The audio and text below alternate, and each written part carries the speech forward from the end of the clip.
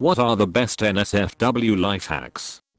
Fingering is not an in and out motion. You are not simulating a roof with your finger. Insert. Press up into the bumpy surface on the roof of the oof and drag out while maintaining pressure. For normal people it can be thought of as a come hither motion. For Reddit nerds think using a mouse scroll wheel, only upside down. If you can't reach something on a high shelf at the office, just stand on a rolling chair. NSFW checks out. OSHA does not approve. Women want guys to be present during oof. Make noise, let her know you're enjoying her body.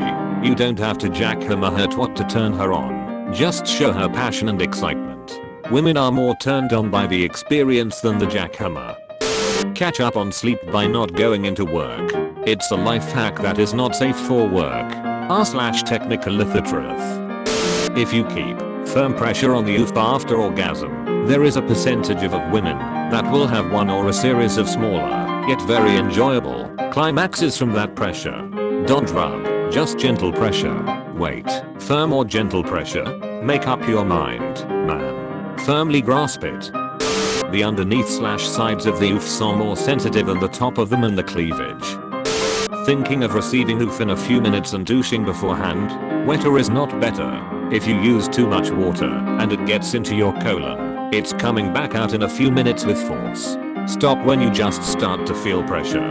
And, for the love of God, you step in water. Not cold and certainly fucking not hot.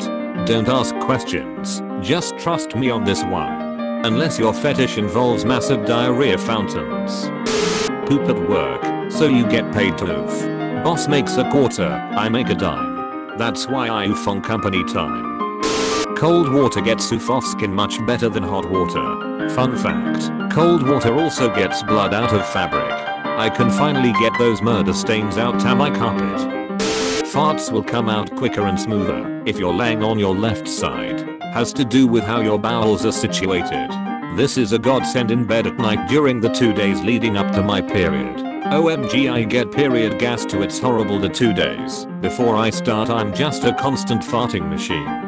Mayo, I'm laughing at my own comment. God, I hope no one finds my Reddit. Guys, don't be afraid to make your orgasm loud and obvious. It's unbelievably hot when you don't hold back. One time my wife was giving me a roof job, and I had a flashback of a roof I watched a while ago.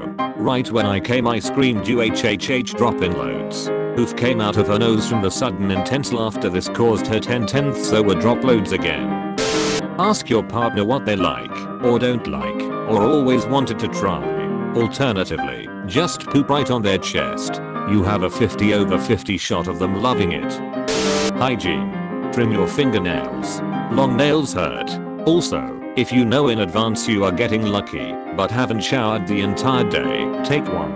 But don't trim your nails just before, though. Or use a nail file. What if my kink is Freddy Krueger cosplay? It is okay to laugh during oof. Having fun makes you more relaxed and playful. What if she laughs at your oof? What happens if you laugh at her oof? Hol up. Always pee after oof, both genders. Reduces the risk of UTIs. What about during? What does that do to my odds? If your pants won't stay up, use an oof to keep them on. Keep your hand around the small of her back and make sure her oof is rubbing against your pelvic bone. Edit, or if the position doesn't cater to this, get a bullet vibrator and use it/have her use it. Gently put pressure on a woman's lower stomach while having oof. It helps both, I've found. So where would you suggest putting the chips and salsa, then? For fellow men, while bathing, wash your roof crack with shampoo. Your roof hairs will be super soft and conditioned. Women compliment me on this all the time now. Women compliment your super soft roof crack hairs all the time.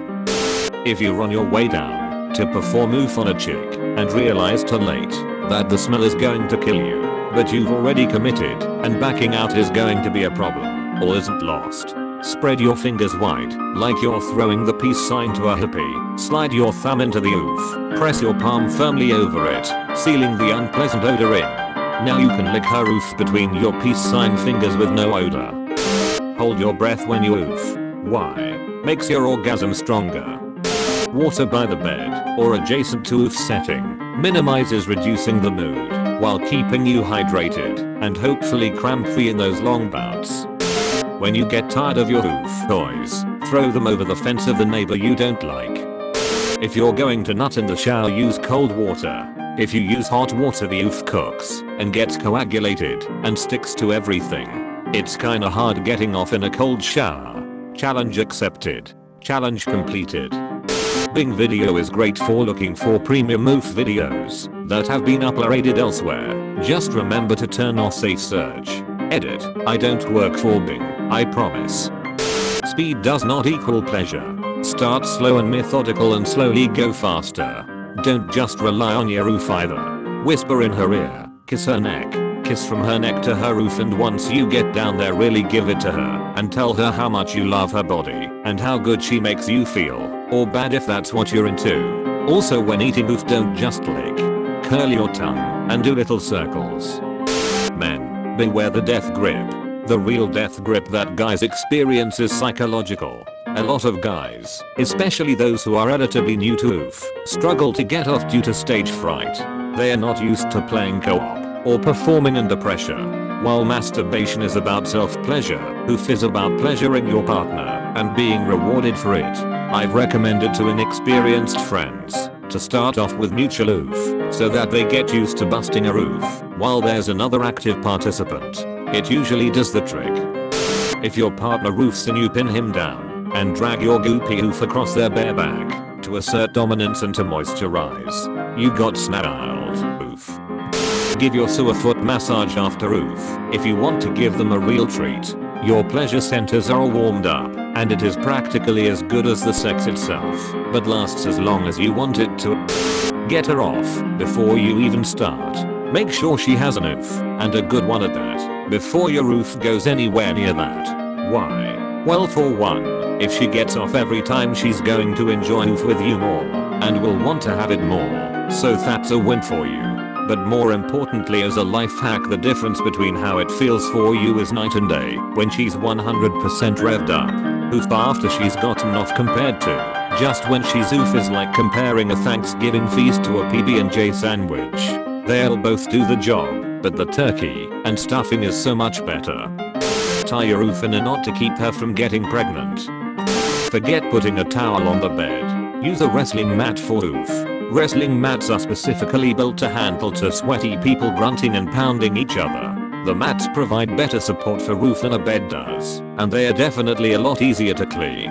Some tips. Make sure to clean the mat before and after every use. Don't get a red mat, otherwise it may be difficult to see what to clean. If you're into blood play or period sex, lubricant will make some mats very slippery, so I wouldn't recommend trying to stand on the mat after you've done the diddly-do. You'll want to crawl or roll off and wipe your feet carefully. To be extra cautious, look up jiu-jitsu videos for instructions on how to protect yourself while falling. Speaking of lube, you'll want to apply a little bit to the mat to avoid mat burn. Unless you really want to go wild, a practice mat would suffice. Something like this is a high quality option. Exercise mats work too. Here is an affordable example. Edit 1. Bonus tip.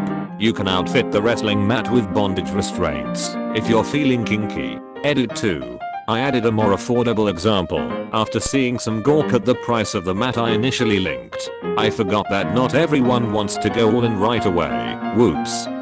Explain to your partner ahead of time that when you're super excited you occasionally let a fart slip out. Then reassure them that it doesn't happen that often, only once or twice ever. Then you can rip oof whenever you want, and they won't get mad because they'll think they're the world's greatest lover. Instructions unclear. Oofed myself during the oof, but it's a solid advice. Definitely will do it more often. When 69 is the guy under the gal, have your arms under her thighs, no over. Dudes, not sure if this works on dudettes as well. After peeing, apply pressure on your taint with a finger to push the rest of the pee out. Helps keep the drips away once you're zipped up. I heard if I do this my body takes a screenshot. Oof before making a big decision about someone you want to be with. Post nut clarity. Tuck your oof in the waist of your pant or underpants strap. Caution, might feel slight irritation. What if it doesn't reach my waistband?